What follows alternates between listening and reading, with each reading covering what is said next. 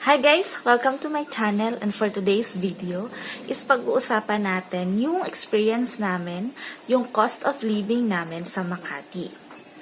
So, dun kami sa Makati nag-work before mag-lockdown. So, I'll be sharing you all kung paano ba kami namuhay doon. Unang na dapat mong isipin is saan ka titira pag nag-work ka sa Makati. Kami, based on our experience, kasama yung aking asawa, we decided na mag-rent ng isang studio type apartment na may sariling CR. Pinili namin yung may sariling sink at saka CR yung bahay para na rin sa privacy. Yung rent namin doon is 8,000 per month. Bali, pag nag-rent ka sa kanila, kailangan mo magbigay agad ng 2 months deposit. So, 16,000 yun. And then, yung tubig at yung Meralco bill, yung kuryente, kasama na dun sa 8,000 unless lumampas ka dun sa limit na binigay ng owner. Meron silang parang standard kung hanggang saan lang yung kain dapat nung tubig at saka nung iyong kuryente. Pag lumampas ka dun, mag-a-additional kang bayad. O kaya naman, kapag meron kang mga gamit na dinagdag like rice cooker, mga electric appliances, meron din yung dagdag na bayad. So, yung tinirhan namin is sa Washington Street siya, sa Pio del Pilar. Mas gusto kasi namin yung mas malapit na lang sa work namin. So, nilalakad na lang namin siya. To be honest guys, marami naman kayong mahanap sa Makati na mas mura. Pero dun sa medyo mga palabas na lugar, meron doon meron daw 5,000, 6,000 per month. Pero kami nga, ayun, mas pinili namin yung mas malapit sa trabaho, walking distance lang. Kaya medyo mahal yung nakuha namin. Meron kaming mga katrabaho na sila nagbe-bed space lang. Merong 2,000 per month. Yun nga lang guys, yung mga ganong bed space, minsan 4 to 6 kayo sa kwarto. Tapos, hati-hati, share-share kayo dun sa CR. Isang CR lang, tapos 6 kayo, ba diba? Meron din kaming mga kawork na nakakondo. Meron naman kasi talaga sa Manila na siguro mga 3,000 to 4,000. Nakakondo ka na. Pero bed space pa rin yun sa kondo. Kumbaga, 4 hanggang 6 pa rin kayo sa isang kondo. Sa pagpili guys ng bahay na tutuluyan nyo sa Makati or sa Manila, syempre dapat i-consider nyo yung sweldo nyo. Kapag kasi gusto nyong mag-condo, solo kayo, kadalasan talaga 18,000 ang presyo monthly ng rent sa condo. So kung mababa lang yung sahod nyo, hindi kayo makakapag-condo. So ang ma-advise ko lang naman talaga sa inyo guys is mamumuhay kayo ng naaayon sa sahod nyo. So, ayun, dun sa bahay namin, dun sa nirerentahan namin, diba, 8,000 per month yun. Hindi kami doon nagluluto. Ang ginawa namin ng asawa ko is, bumibili na lang kami ng pagkain. Since yung aming narentahan na bahay ay malapit sa palengke, mabilis kung gusto mong magluto kasi may palengke nga, no? Pero marami rin kasing karinderya na nakapaligid lang dun sa bahay na inuupahan namin. So, ang aga kasi ng pasok namin, parang 6 a.m., kailangan na naming pumasok. So, mga 4 a.m., kailangan gising na kami, maliligo na kami. So, ang hassle kung magluluto pa kami, diba? So, mas pinili na lang namin na bumili na lang kami ng pagkain namin kaysa magluto kami. So, sa morning, ayun, dadaan naman ako ng palengke or dadaan ng palengke yung asawa ko. So, yung isa sa amin, bibili na ng kakainin namin sa break namin. Tapos sa lunch, dun sa ibaba naman ng building ng office namin, meron doon mga nagtitinda ng pagkain. So, bumibili na lang din kami. Tapos sa hapon, ayun, kung saan namin magustuhan kumain, pero usually, dun lang sa tabi rin ng bahay namin, kasi nga marami naman tong mga kainan, dun kami kumakain. Kasi minsan sa hapon, pagod na kami, magluluto pa, diba? So, mas okay na yung bumili na lang kami ng pagkain. Kumain na lang muna kami sa labas bago kami umuwi sa bahay. Maraming magsasabi sa inyo guys na, di ba sa Manila, mahal yung mga bilihin. Sa totoo lang, kung mag-grocery ka sa mga supermarket, Pure Gold, Save More, yung mga ganyan, same lang naman ang presyo sa probinsya, yung mga mabibili mo. Yung mga pang personal hygiene mo, yung mga shampoo, sabon, same lang yan. Noodles, ang magiging mahal lang guys, yun, sa mga lutong pagkain. Nung dito ko nag-work sa probinsya, parang dito meron ka 35, 40 pesos, meron ka ng isang ulam. Sa Makati usually 50, 60, 70, ganyan yung mga mabibili mong ulam.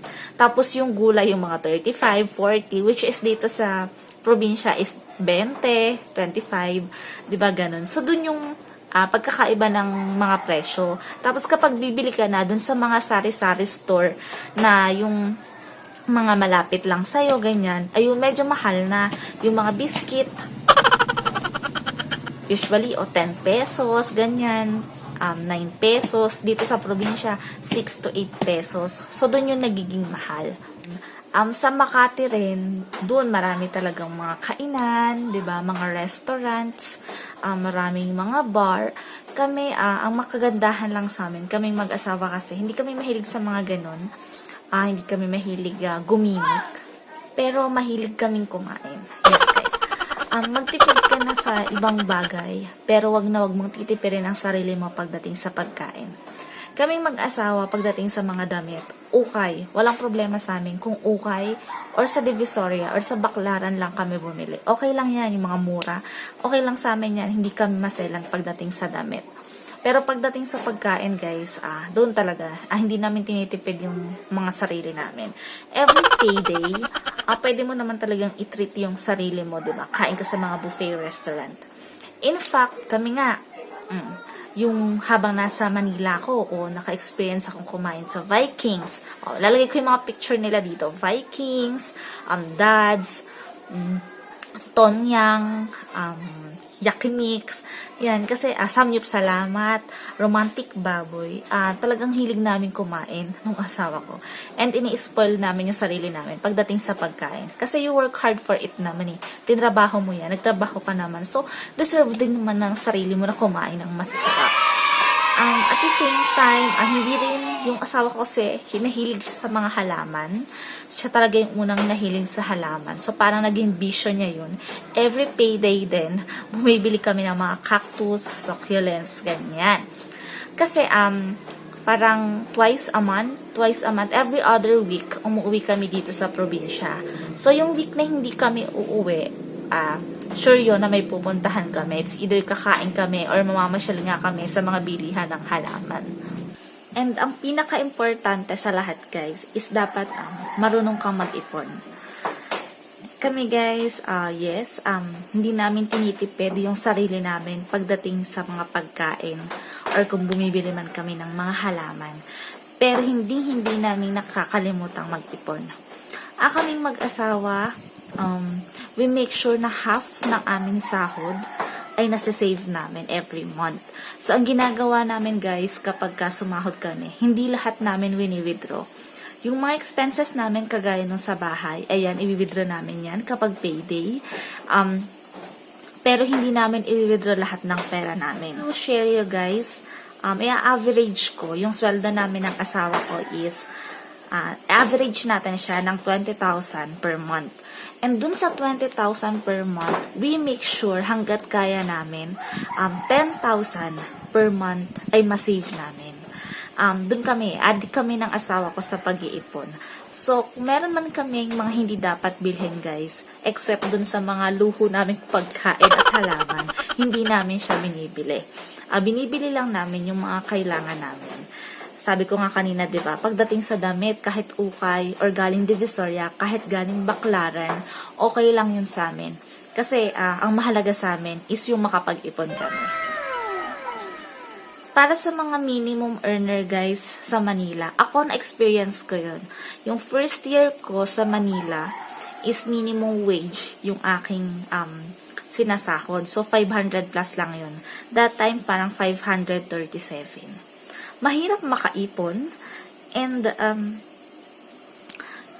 yung luho mo, hindi mo talaga siya ganong masusunod. Pero ako, kahit na ganun lang yung sinasahod ko ng mga panahon na yon, nakakapag-ipon pa rin ako at least 1,000 to 2,000 a month. Napakahalaga na savings kasi in case na may emergency mangyari, may madudukot at madudukot ka. May magagamit at magagamit ka. So, ayun, after nung 1 year ko na minimum wage lang ako, minimum earner lang ako, na-blessed ako na magkaroon ng mas magandang trabaho, mas malaking sahod. So, dun mas mabilis akong nakapag-ipon. At yun nga yun, nangyari na, yung dun sa Makati na, ayan, okay, at least okay, yung pamumuhay namin mag-asawa. In fact nga, guys, Doon sa work na yun din namin naipon nung asawa ko, yung ginamit namin sa kasal namin, hindi na kami humingi ng pera sa mga magulang namin. So, ayun, napakahalaga na mag-ipon tayo. Lalo ngayon na pandemic, guys. 'Di ba? So, yung mga naipon din namin habang nagtatrabaho kami sa Manila, sa Makati, ayun yung ginagamit namin. Pero ngayon naman, ayun, naka-work from home naman yung asawa ko. So, continue na ulit yung sahod. Pero ako, kagaya ko, nag-stop muna ako sa work ko. So, ayun, yung ipon ko noon, yung nagagamit ko ngayon. And, so, napakagandang bagay ng pag-iipon. So, ayun lang, ang may advice ko nga lang sa inyo is, mamuhay lang kayo ng naaayon sa sahod nyo. Huwag yung parang, porket nasa Manila ka, medyo malaki-laki yung sahod mo, sobrang gastos ka din, 'di ba? E paano kinabukasan? Eto may pandemya, hindi naman natin alam yung mga mangyayari. So, napakahalaga na mamuhay ka lang na naaayon sa sahod mo at lagi kang mag-ipon. So, sana guys, may natutunan kayo sa aking munting pag-share ng pamumuhay namin sa Manila, sa Makati. So, ayun, please, wag niyo pong kalimutang mag-like, subscribe, and click the notification bell para updated po kayo sa mga bago kong videos. Maraming salamat.